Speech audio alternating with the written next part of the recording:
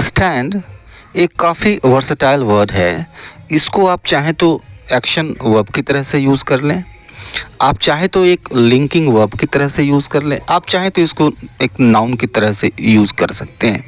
ये कई सारे अर्थ देता है। So let's explore. इसका जो बेसिक मीनिंग होता है वो होता है खड़ा होना, और यह काफ़ी कॉमन है, इसको आप पहले से जानते हैं। To support one's body on feet. Okay, जैसे don't stand in the sun. Don't stand in the sun यानी धूप में खड़े मत हो।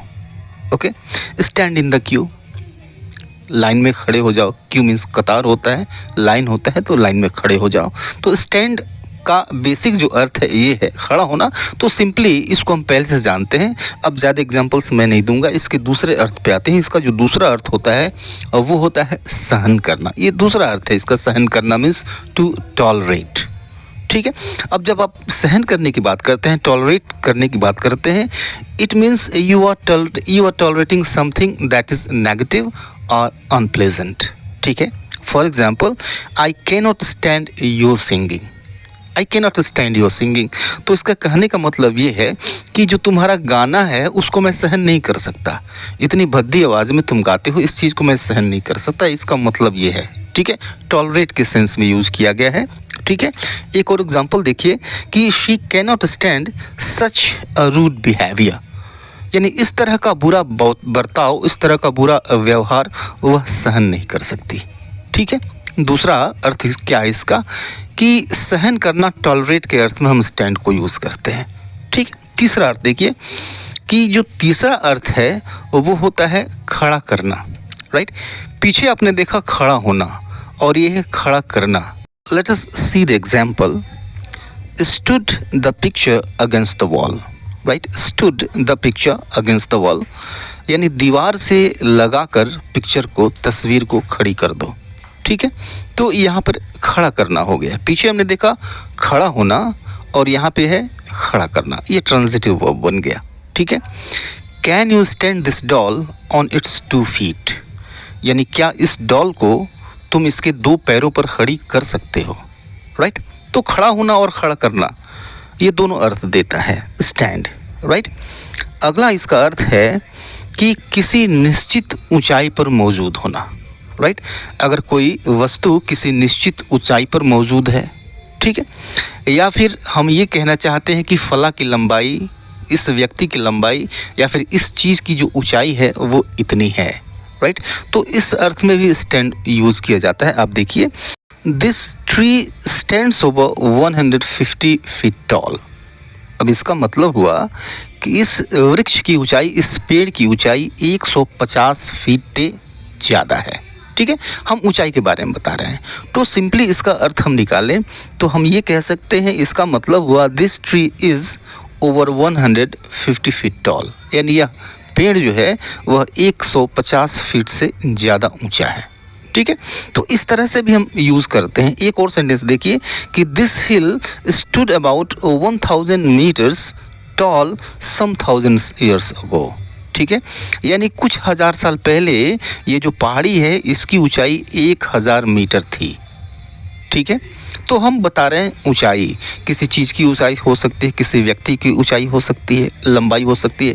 अब जब यह चीज़ आप एक्सप्रेस करते हैं इस स्टैंड से, तो इसका जो फॉर्मेशन होता है, स्ट्रक्चर होता है, स्टैंड वर्ब की तरह से यूज़ करते हैं, प्लस मेजरमेंट, जो भी मेजरमेंट है उस चीज़ का मेजरमेंट यूज़ करते हैं, और फिर यूज़ करते हैं टॉल। देखिए, ये जो दोनों सेंटेंसेस थे यह इसी पैटर्न पे यहाँ पे स्टैंड को यूज़ किया गया इन दोनों सेंटेंसेस में। ठीक है, अगला जो अर्थ है वो अगला अर्थ देखते हैं, टू हैव एन ओपिनियन। ठीक है, राय होना। ठीक है, राइट, या फिर सलाह होना। ओके, जैसे हम किसी से सलाह मांगते हैं, किसी की राय पूछते हैं, ओपिनियन पूछते हैं, where do you stand regarding unemployment.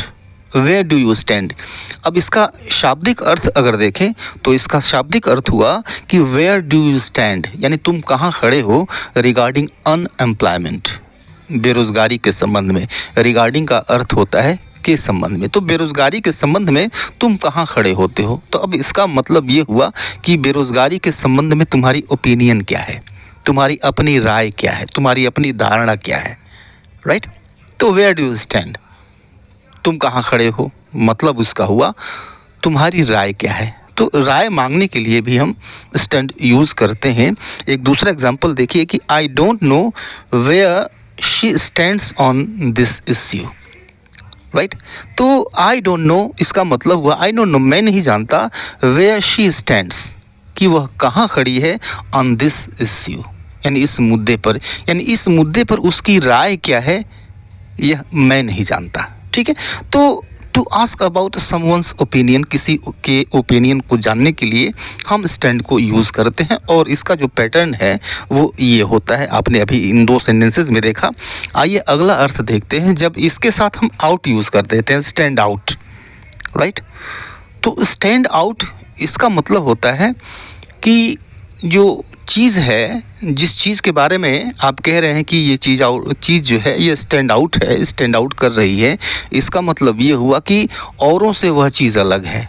आदमी के बारे में कह रहे हैं तो वह जो आदमी है वह औरों से अलग है, समथिंग डिफरेंट फ्रॉम अदर्स, वो दूसरों से अलग है, समथिंग वेरी वेरी नोटिसेबल, जो एक ऐसी चीज़ है उस चीज़ में या फिर उस व्यक्ति में, उस आदमी में जो ईजिली नोटिसेबल है, वेरी वेरी नोटिसेबल है।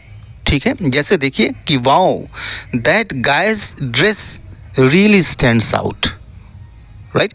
तो इसका मतलब ये हुआ कि उस लड़के की जो, उस आदमी की जो ड्रेस है, उसकी जो पोशाक है, रियली स्टैंड्स आउट, वास्तव में कैसी है, स्टैंड्स आउट, अलग है, दैट इज़ समथिंग डिफरेंट, वह कुछ अलग है, दूसरों से अलग है, अच्छी है, नोटिसेबल है, ईजिली नोटिसेबल है, वेरी वेरी नोटिसेबल है। ठीक है। या फिर ये दूसरा सेंटेंस देखिए कि this candidate really stood out from all others, यानी यह जो कैंडिडेट है really stood out from all others, यानी दूसरों से बिल्कुल हटके है, बिल्कुल अलग है, मीन्स उसको ईजिली नोटिस किया जा सकता है, that is very very noticeable. ठीक है। तो स्टैंड आउट मीन्स दूसरों से हटके होना, दूसरों से अलग होना, अच्छा होना, कुछ डिफरेंट होना, राइट। अब देखिए कि एक वेरी स्पेशल मीनिंग है स्टैंड का, और इसके संबंध में एक क्वेश्चन भी आया है मेरे पास, आप देख सकते हैं कि यहाँ पर दिया गया है कि आई स्टूड करेक्टेड। इसका जो पैटर्न है वो है स्टैंड प्लस एडजेक्टिव, और यहाँ पे स्टैंड एक लिंकिंग वर्ब की तरह से यूज़ किया गया है। ठीक है। I stood corrected. अब देखिए सेंटेंस देखिए और समझिए इसको, इस सेंटेंस पे हम बाद में आते हैं, पहले इस सेंटेंस को लीजिए कि this house stood empty for years. ठीक है। यानी सालों तक यह मकान खाली रहा, राइट। मकान खाली रहा, मकान खाली था, ये भी अर्थ देगा। आप देखेंगे दूसरे एग्जाम्पल्स में, यह था, थे, थी, हैं, हूँ, हो, इस तरह का भी अर्थ देता है। ठीक है। तो this house stood empty for years, यानी यह मकान सालों तक खाली रहा, वर्षों तक खाली रहा। तो वर्षों तक खाली रहा ये कह लें या फिर वर्षों तक खाली था ये कह लें। ठीक है। एक दूसरा एग्जाम्पल देखिए कि he stands accused, he stands accused, right. तो स्टैंड्स के बाद देखिए लिंकिंग वर्ब की तरह से इसको यूज़ किया गया, अक्यूज्ड, अक्यूज्ड मीन्स आरोपी।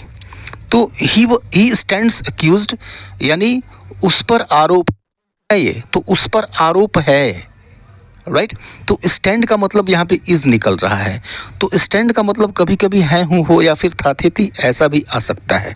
इस सेंटेंस को देखिए कि I stood correct, I stood correct, इसका मतलब ये हुआ कि मैं सही था। स्टूड यह पास्ट का है, तो अभी मैंने बताया कि इसका अर्थ जो है वो था, थे, थी या फिर हैं, हूँ, हो भी होता है।